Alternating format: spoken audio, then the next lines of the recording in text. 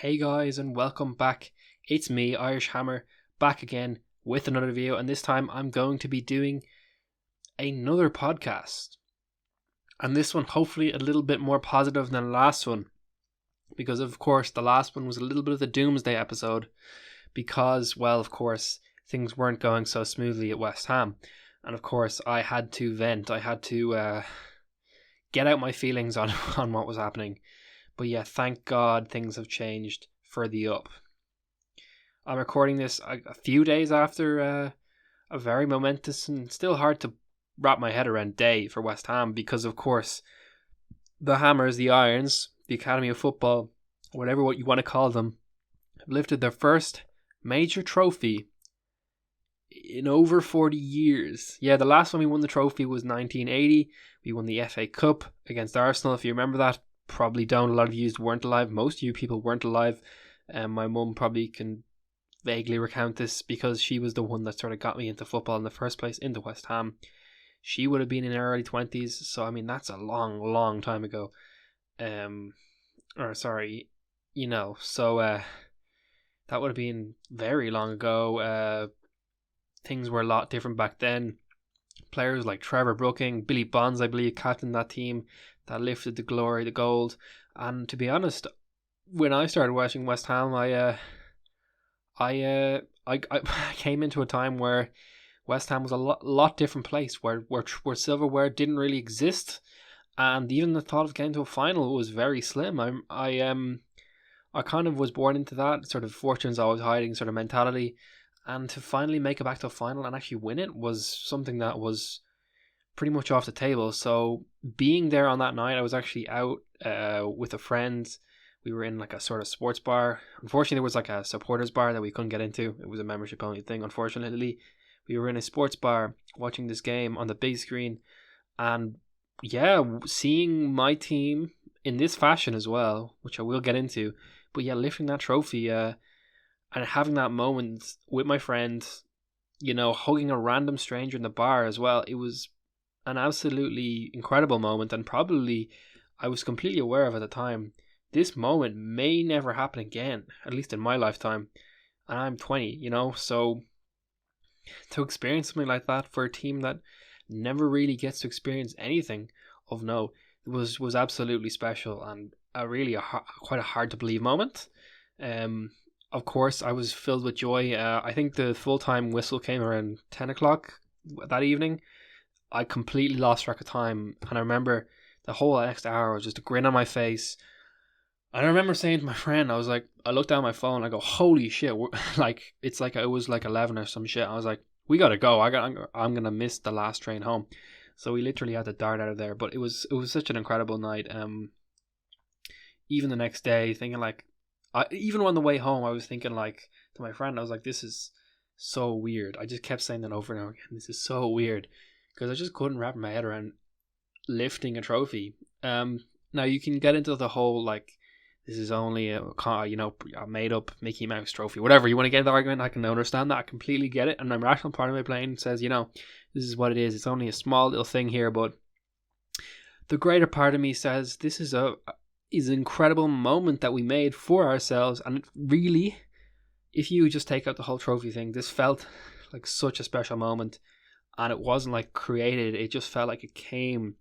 It wasn't manufactured, it wasn't, this moment felt like it was brewing, and when it happened, it was just incredible. And the main thing I will have to thank for this is the fans, because the whole weekend, the whole thing was just, from start to finish, the fans created this incredible spectacle to happen, because I had visions for what West Ham being in final would mean and what it would look like, but it didn't. It pales into what actually occurred and what happened, because we got to see an incredible support from the fans. The whole weekend, people arriving in Prague, I was kind of a little bit nervous. We've had a lot of dodgy stuff happen with previous. Let's talk about hooliganism or whatever. But yeah, the slow sort of build, people getting to the city for the final, and then of course, the whole place building, and and the city, the square, mainly, where the clock tower and all that, just all the people there, all the family members, everything like that. That was a great atmosphere there, and it was a really, really special day and a day out. And even personally, I was considering going to this final. Didn't transpire in the end. I'm possibly a little bit thankful for what I will get into in a second, but yeah, for the most part, very smooth sailing, very happy, joyous people. And like me, just people just happy to see their team in a final. So yeah, that was incredible to see. There were some issues that I will get into. Look, the fans for 99% were amazing. Of course, there were some issues. I will quickly go through, but basically, what happened was there was a group of West Ham fans, possibly more diehard than the rest, in a sort of certain bar area, were attacked by a group of Fiorentina, the team were playing in the final, a group of their ultra fans, so like they're sort of, the ultras, and there was a ensuing incident there where chairs were thrown, things were thrown, so it is kind of mimicked in a lot of the other games where West Ham have had quite diehard fans going to the matches. Yes, this is a kind of a dark spot because, of course, there was violence each way, and whilst I mainly blame the Fiorentina for that, there was, of course, going to be a backlash from one side to the other, and yeah, West Ham fans were involved in violence here, and there were charges and stuff like that. This is also was of course mirrored in the last game against Alkmaar in the semi-final second leg. It happened a couple of times with other games, and then of course in the actual match that happened, the West Ham game, which I'll get into in a second, there were a few incidents there. So that for me was there. Obviously, it didn't play as big a role as was, as it could have happened. So thank God. But yeah, there was still incidents and there were still injuries, so they needed to be pointed out. These things occurred, and it's hard to not put a little bit of blame on West Ham for this and the fans. Having said that, the fans were, like I said, 99% incredible. Getting into the match itself, I think they said 3/4 of the stadium was full of West Ham fans. I mean, it felt like the entire thing, really, bar a few. Because when again, like, this place was completely. I think it was like one stand as well. I know it was only 15,000 people in the arena, but it felt like a whole just home section of West Ham. Like, do you know what I mean? Sort of one whole kind of like one whole row of stands going the whole way around. So it felt really big. And just seeing all the West Ham fans, I know that's not like a lot of people, and I like, you're used to seeing like, home games, 60,000 people or whatever, but this felt massive. It felt something about it as well. The type of crowd that was there was so enraptured with everything, and just so caught up in it, so patriotic for that team, and etc. etc. It just felt really, really special, and just every time I looked at the crowd, I just got starglazed. I just got completely overcome with emotion, really, seeing everyone there. It was just probably my favorite part about the entire final, was just seeing that crowd, seeing the cheering, seeing the screaming, everything like that. So yeah, just the whole background of the crowd, everything was just great. The fans, obviously, there was a few incidents there in the game, as I mentioned. Right now, there was a few things thrown at the players, which was disgusting. From obviously a minority of the fans, it was probably excuse me. It was probably impossible to tell who exactly was causing the violence, but there was apparently, now it looked like cups, but apparently a vape was thrown on one of the Fiorentina players' head by a West Ham fan, which caused bleeding. Disgusting behaviour. Did this affect his performance? Potentially. I think he got subbed off, and probably the mentality of the team put into question, but completely disgusting. But for the most part, as I said, the West Ham fans were incredible. I think I've said all I can say, really. The cheering, just the heart and soul, and it felt like a real family affair. Like, I felt like the family was there, just taking part in this match, and just really being there for the team. So start to finish, really loved it. Fans, amazing. Now let's get into the actual match itself, because of course this West Ham team, there was no guarantee that the job would be done, that this team would win the final, that this team would win, because we're going up against a team that just made it and narrowly lost, really, to the Champions League finalists in Inter Milan in the Coppa del Rey final. Sorry, Coppa del Rey, the Coppa dell'Italia. Confusing there, but yeah, this was a team and Fiorentina that really felt structurally sound and felt like a very solid team. Now, to be fair, I wasn't scared in the same way I was scared of, I was scared of Eintracht when we played them. They felt like a really... Frankfurt were a different force, to be fair, last year in the Europa League, but I still had a similar sort of feeling about maybe, Anderlecht or Lazio, who weirdly enough got eliminated before this. I had a similar sort of feeling about Fiorentina. Like, they were a solid team. Okay, they weren't doing amazingly in the league, but they could turn up for cup. They could put out solid performances, it felt like. And they were on an okay run of form. So it was a team that I knew wouldn't be a pushover in the final. It wasn't going to be one of those things where we just show up and then we score and it's easy pickings. Yeah, and this didn't happen because the first half of this game, as most of you probably have seen, was quite a poor affair. The Fiorentina kind of controlled the ball, probably one or two chances more than us, and just felt altogether better, even though I do feel both teams were quite poor. My mum actually picked on after the match, like, this wasn't much of a game at all, really. It was just one of those things where it just kind of just is a final, and a poor final at that, to be fair. And then we rolled into the second half and things were kind of similar until the opener, which was a weird one, a really weird one. The ball basically flicked over, I believe, a long ball from possibly Antonio to Bowen. Bowen was well out, actually near the opposing goal, and actually kind of chested the ball back, so he kind of kept the ball alive. And in that play, which was quite smart, to be fair, if you think about it, the Fiorentina player, who I believe kind of played him onside, actually got his hand on the ball. So this kind of slight deliberate movement caused a handball. So West Ham got the ball. Now, initially, I didn't see this occur in live real time, but when looking back, I was pretty clear as day that was a handball. So it was a penalty to West Ham. And I was delighted. I got up, and I didn't get up. I just sort of, shook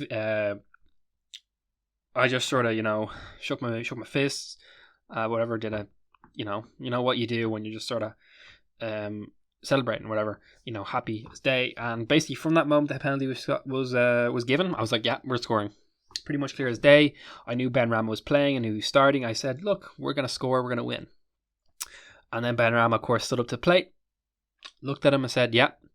He looks confident. He looks good to go.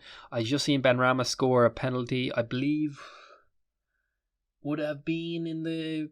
I can't quite remember the game. Again, everything's kind of getting caught up in my mind, but I believe it was one of the previous European games, or was it a previous Premier League game? But I remember Benrahma slotting home an incredible goal, and it was just so confident. And so I think it was the Alkmaar game previously, but yeah, it was just an incredible goal by him, and I knew he was not going to miss. And he's a player also, I think, remember, we played City last year and he scored that great goal as well to win the cup game. Yeah, I just knew Benrahma's top penalty player scorer, and I just knew it was going to be a goal. So when the ball went in, I was like, yeah, inevitable. My friend was like, oh my god, what a goal. And I was like, yeah, man, this is Benrahma we're talking about here. He is no slouch. He's got good clutch genes in him. And look, he just steps up the play, especially in cup scenarios and European scenarios. I can just rely on Benrahma.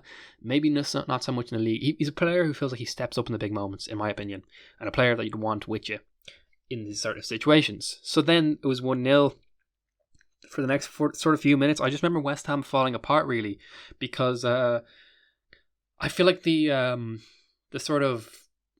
weird thing that occurs when, like, teams score goals and then they sort of let their guard down completely occurred to West Ham here, and they just sort of not fell apart here, but sort of let Fiorentina go straight back into the game. And this is where Fiorentina were at their best in the entire game. These 5 minutes after, and then they got to control the game, they got to build momentum, it felt like, and their confidence was building, and they had the ball. And I was thinking, this is kind of where I was like, okay guys, we need to sort things out now. And of course, before we can even sort things out, they had played a pretty immense ball to one of their attacking players who, sorry, I don't have the name, but kind of jeweled the ball a little bit before, like, basically swerving the ball past two West Ham players in a pretty much an uncontrollable, undefendable sort of goal. It was an incredible goal, I gotta say. It was Bonaventura. I've heard the name before, but I'm not sure who he is. But yeah, what incredible goal. To be fair to Fiorentina, coming as well, literally 5 minutes after ours. Kind of felt like typical West Ham here, but yeah, they'd scored that goal, and I was thinking, oh no. But there was a part of me, I wasn't like lost. I was like, shit, this is not great. But to be expected, this is a final. This is a team that can harm you. So when I went in, I said, look, I didn't say anything, but like I was thinking, look, I'm not complete. Heads are definitely not down here. This is just this is more of a reminder to us that this is not going to be easy. We're not going to. Honestly, I was kind of thankful because, as someone else pointed out, 30 minutes holding on to a 1-0 is going to be insanely hard. So getting that reminder early is helpful, I think, because the goal coming now is much better than that goal coming in the 90th minute, where it's like the momentum completely swings in their direction, and then going into extra time, it's a lot harder, I think. But coming in this way, I think, was much better and allowed us time to rebuild, to take stock a little bit, and to try again. So that goal went in, and then from that period onwards, look, there was plenty of opportunities for us, I think, to put this game to bed. Well, I say plenty. There was a few. I think the game kind of swung a little bit, but I definitely still feel like we're slightly better for the last half an hour of the game.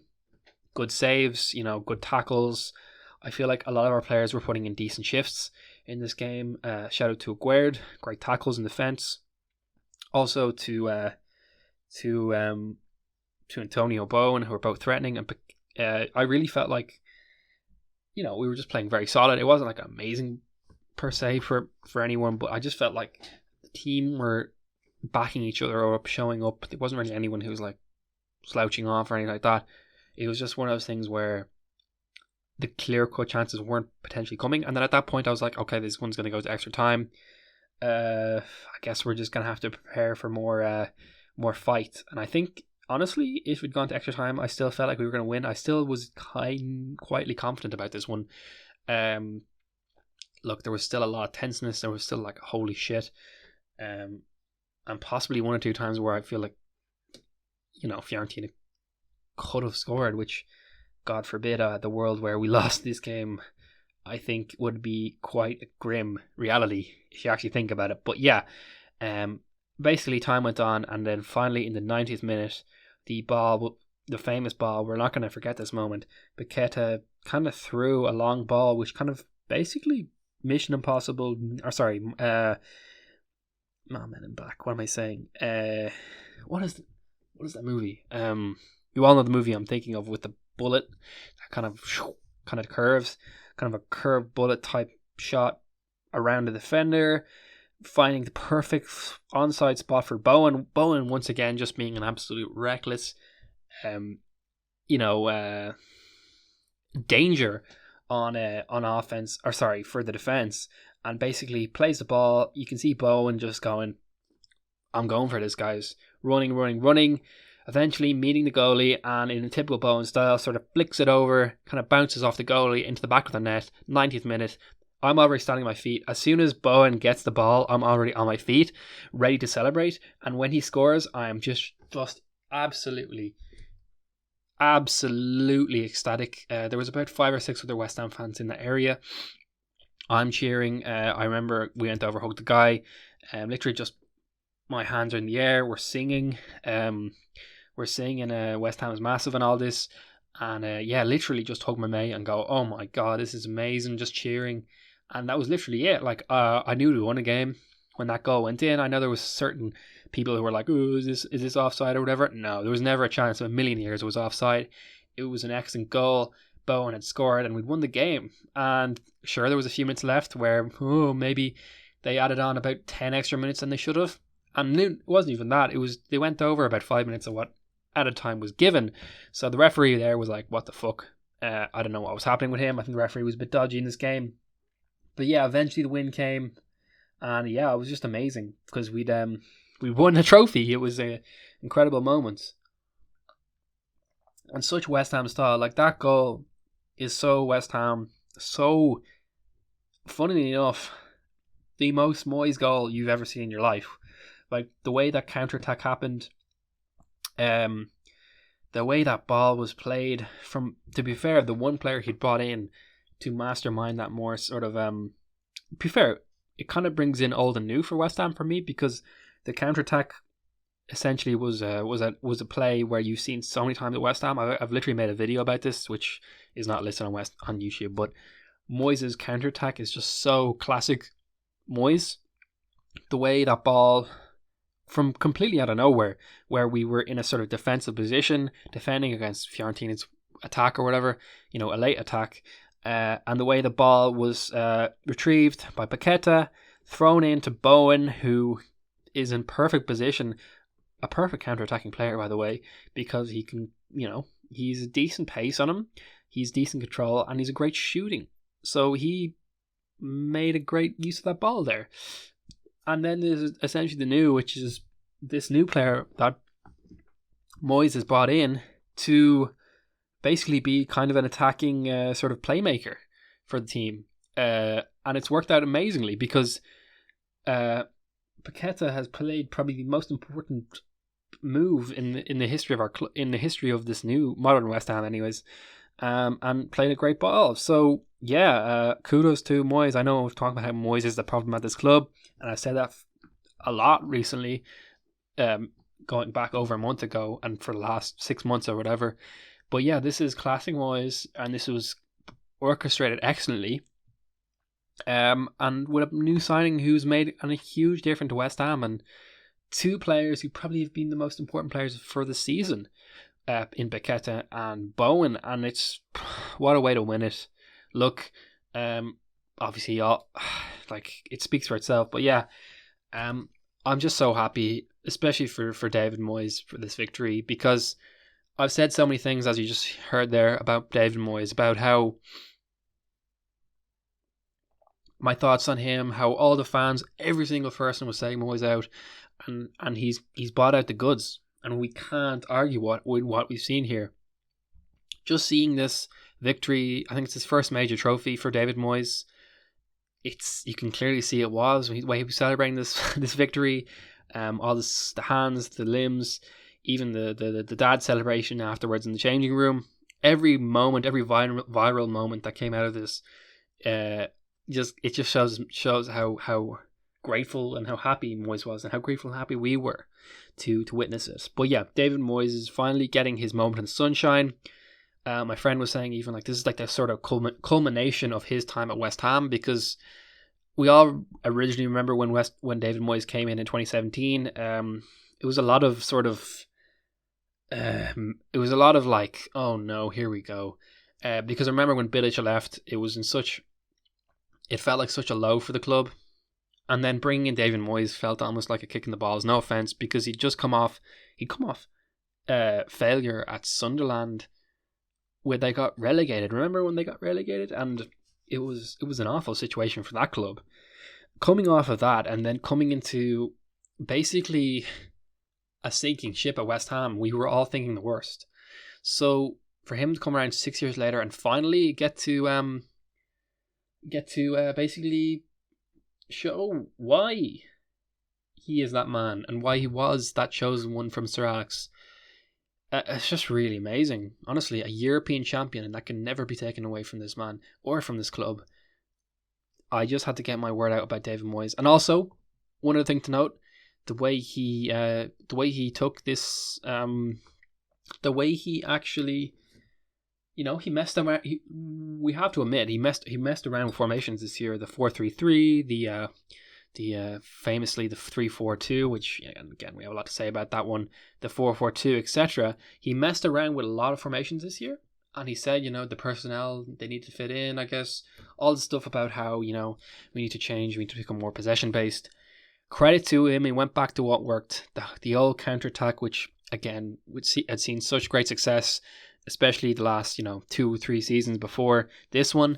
And yeah, he went back to it, and it worked amazingly with a lot of the personnel that were there before. Antonio Bowen, Souček, Rice, a lot of these players who had previously worked, and he'd gone with them. But a few key changes, the use of Emerson instead of Cresswell, and also Paqueta coming in, filling in for where Lingard had been. Players like this who I think really have excelled and have gotten time now to adjust to the team and to find their roles. And I think everyone has a role now, which I think at a few months ago there was a lot of issues with a lot of players trying to fit in and nothing feeling right. Now it feels right. And I think whilst this is a culmination, I feel like this is probably, if we're being realistic, this is probably the height that we get to. This is probably it. Getting this trophy is probably where we look back and we go, oh my God, this was the pinnacle of it. But I do feel like this is a strong situation to be in. I think looking at the next season, there could be more to come. But yeah, wow, just incredible from Moyes, and really give it up to him. Obviously all the players as well. The captain Rice getting to celebrate his his first trophy with West Ham. I believe his first trophy, not his first trophy, but his first trophy with West Ham and his last trophy with West Ham, because Rice, although I have a point to make here, him saying, he doesn't know what the future. Of course he knows what's happening. We all knew. The news came out the next day from David Sullivan that Declan Rice would be leaving West Ham because a buyer was coming in, or I don't know, he refused any sort of contract extensions, and basically West Ham accepted that he was going to leave. So yeah, seeing Declan Rice go out this is probably the most perfect situation for him to leave. I prefer him honestly to go out now than to go out next year, in a more, a West Ham probably you're going to finish, let's be honest, going to finish mid-table, and probably not win the Europa League. He chose the most perfect situation to leave to. I like that he left here at the top of West Ham's glory. I think it's bloody brilliant, because to see Mark Noble leave, like we did get to a European semi-final and a great Premier League finish. So to get to see Declan Rice also get a big moment like this is just, yeah, it's special. We'll look back at his whole career at West Ham with pretty much great moments, like similar to David Moyes. It kind of mimics that. So yeah, I really appreciate what he'd done for us and done here. And yeah, just seeing everyone here, getting to celebrate and getting that moment. James Collins was here, Carlton Cole was here, Joe Cole was here for the celebrations. So many players, Mark Noble, of course, as mentioned. Aaron Cresswell, Danny Ings is getting that moment as well to celebrate. Like so many players who had done so much for his club in the past. I was just thinking about there, Aaron Cresswell, he's probably been at his club for, I'd say, 11 years. So such a special moment for him. Mikel Antonio's been here for 8 years, 9 years. Who else is there? Lanzini's been here for a long time, 7 years. The list goes on. There's just so many players who've done so much for this club and are finally getting to see the fruits of their labour, really. And there's just a special feeling around the club. Kind of similar vibes to what I got about 1 or 2 years ago when we had sort of, Craig Dawson, Lingard, etc.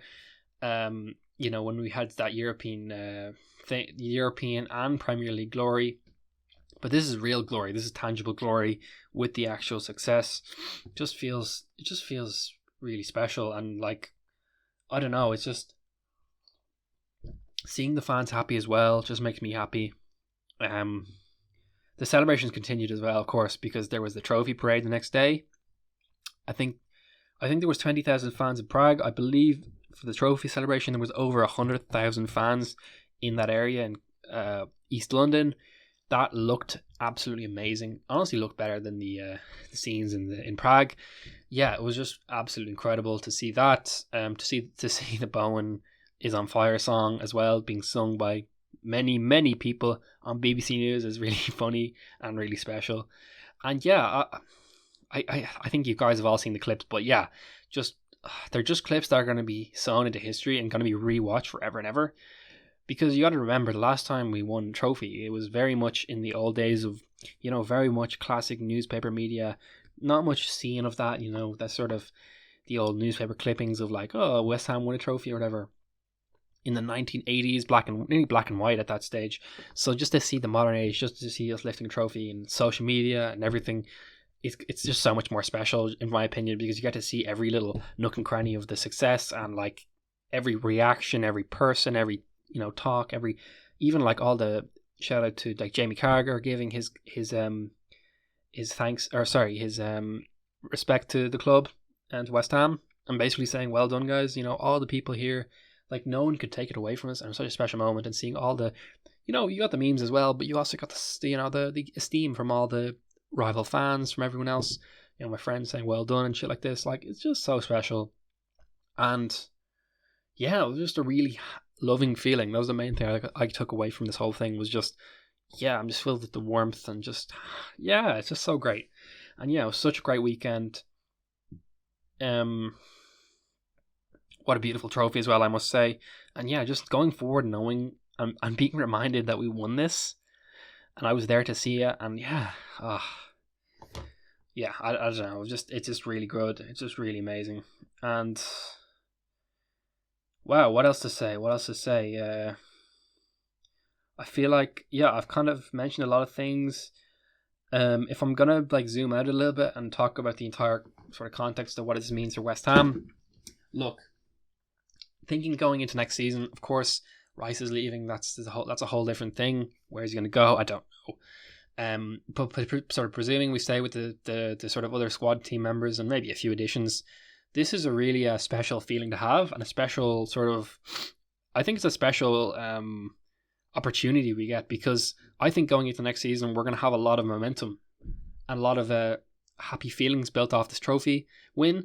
I think we're going to start next season very strongly, just based on the fact that we've won a trophy and that we can say, we're champions, and just having all the positive momentum, all the positive feelings. And I think going into next season, we're going to have a nice spring in our step. And that will hopefully continue on. If I'm being realistic, look, I think the Premier League finish is something to talk about, because that wasn't so strong. And I think that will be an issue.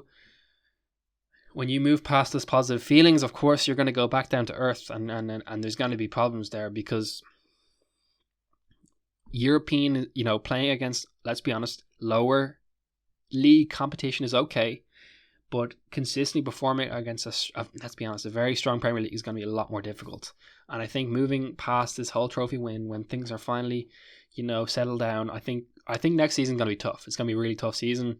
I think, as I kind of mentioned there, I think mid-table would be good, based off what's happening around us in the league. A lot of strong players, and we can't look past the fact that we didn't perform well in the Premier League. That's really, it's not just a fluke thing that we did so poorly. It's a really it's an omen that we should watch out for. So I think moving forward, I think things are gonna be a lot more difficult, and I think we're gonna be good to be finished mid-table. Obviously, we're back into the Europa League again, I know. The one thing I will say is, first of all, Brighton are extremely scary. But second of all, Liverpool have won the Europa League twice. So they are going to be a really difficult opposition.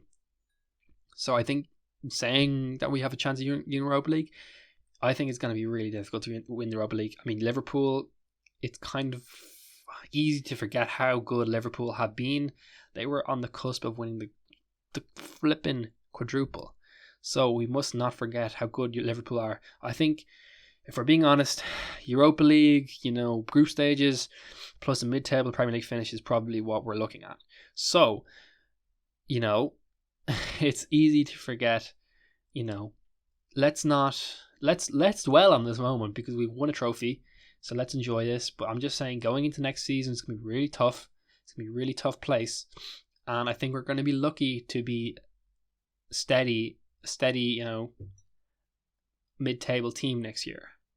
And I think that's going to be good enough next season. I think that's going to be okay.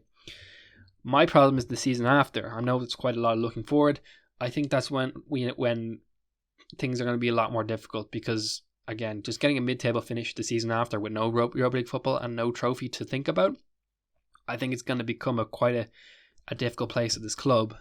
to continue to just accept that. I think it's going to be a lot harder. I think there's going to be problems. So I think, look, for now it's great. Going forward, I still think we need to not forget about everything we said about Moyes and everything that's been said about how, you know, there has been problems with him and his tactics, and it's, for one thing, it's worked. It's worked, especially in knockout situations. But I think in more consistent league games, it's a lot harder to just rely on that sort of counterattack and give them the ball and, you know, all this stick, right?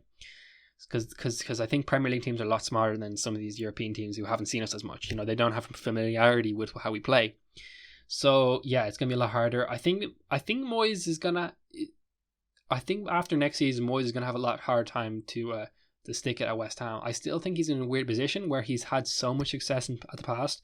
You know, with the top 2, top 7 league positions and the 2 European semi-finals and the win, of course. So he has that in the bank, and he has a trophy in the bank. So he has leverage the club, right? But I still think the league really matters at this point in time, and as a club, we can't always rely on big games in Europe as an excuse, because I don't think, if I'm being honest, I don't think we can win the Europa League.